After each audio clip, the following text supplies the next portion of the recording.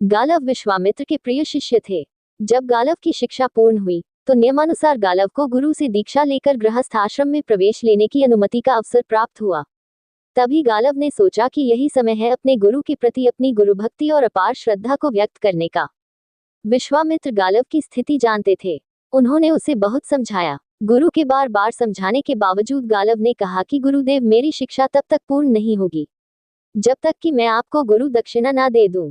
ऐसा सुनकर गुरुदेव विचलित हो उठे और उनका धैर्य समाप्त हो गया था। उन्होंने कहा कि तुम्हें अपने गुरु को संतुष्ट करने के लिए 800 श्याम कर्ण वाले अश्व प्रदान करने होंगे, जो कि चंद्रमा की भांति श्वेत वर्ण वाले हों। गालव की पक्षीराज गरुड़ के साथ गहरी मित्रता थी। पक्षीराज गरुड़ गालव के साथ ही 800 श्याम कर्ण वाले श्वेत अश्व ढूंढने निकल पड़े। गरुड़ पर बैठकर संपूर्ण भूमंडल की परिक्रमा करने के बावजूद गालव को वैसे अश्व नहीं मिले।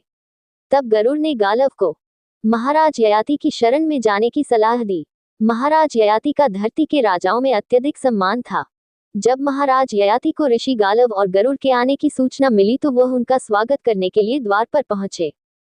गरुड़ ने राजा ययाति को गालव के बारे में बताया कि गालव को अपने गुरु विश्वामित्र को 800 श्याम कर्ण वाले श्वेत अश्व देने हैं, आप इनकी मदद करें।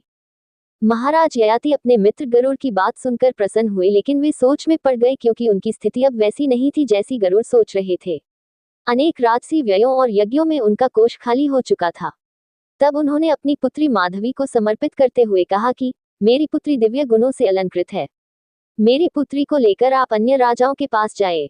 ऐसी सुंदर अप्सरा जैसी स्त्री के आगे राजा अपना पूरा राज तक लुटा सकते हैं, तो 800 श्याम कर्ण वाले अश्व क्या चीज हैं। परंतु मेरी एक प्रार्थना है कि आप 800 अश्व पूर्ण होते ही आप मेरी कन्या मुझे लौटा दें। माधवी को लेकर गालव और गरुड़ सबसे पहले अयोध्या के राजा हर्यश्व के पास गए।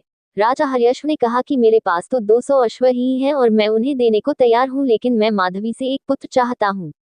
गालव और गरुड़ 1 साल के लिए माधवी को राजा हर्यश्व के पास छोड़कर लौट आए। 1 साल बाद जब राजा ने उन्हें 200 अश्व दिए और माधवी को लौटाया तो वह कुछ समय के लिए अश्व वहीं छोड़कर दूसरे राजा काशीराज, देवोदास और भोजराज के पास गए और उसी प्रकार उन राजाओं ने भी यही शर्त रखी थी कि उन्हें माधवी से एक एक संतान चाहिए। इस तरह 3 साल बीत गए और अब गालव ने भी कई बार माधवी से रमण किया। अब तक गालव के पास 600 अश्व थे और पूरी धरती पर अब श्यामकर्ण वाला एक भी अश्व नहीं था और साथ ही गुरु विश्वामित्र को दी गई अवधि भी समाप्त हो चुकी थी।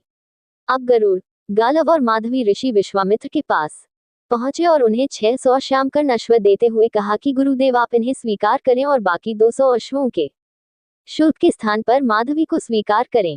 गुरु विश्वामित्र मान गए और पूरे 1 साल तक माधवी के साथ रमण किया। फिर विश्वामित्र को माधवी से एक पुत्र की प्राप्ति हुई, जो उस दौरान अष्टक के नाम से प्रसिद्ध हुआ।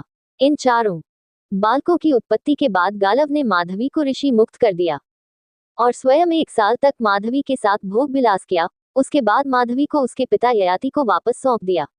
दोस्तों, माधवी के बारे में ये जान लेना बहुत ही जरूरी है कि माधवी को कौमार्य वरदान प्राप्त था, अर्थात माधवी के साथ जितनी बार भी भोग विलास किया जाए माधवी का शरीर पुनः अपनी कौमार्य अवस्था में आ जाता था। उसके शरीर में किसी प्रकार की शिथिलता नहीं आती थी। दोस्तों, आज के समय ऐसी लड़की हो तो क्या होगा, कमेंट बॉक्स में लिखकर जरूर बताएं। पूरा वीडियो देखने के लिए धन्यवाद। अगर यह कहानी आपको जरा सी भी अच्छी लगी हो तो अपने दोस्तों के साथ इस कहानी को शेयर करें। वीडियो को लाइक करके हमारे YouTube चैनल को सब्सक्राइब कर हमारा सपोर्ट करें। धन्यवाद।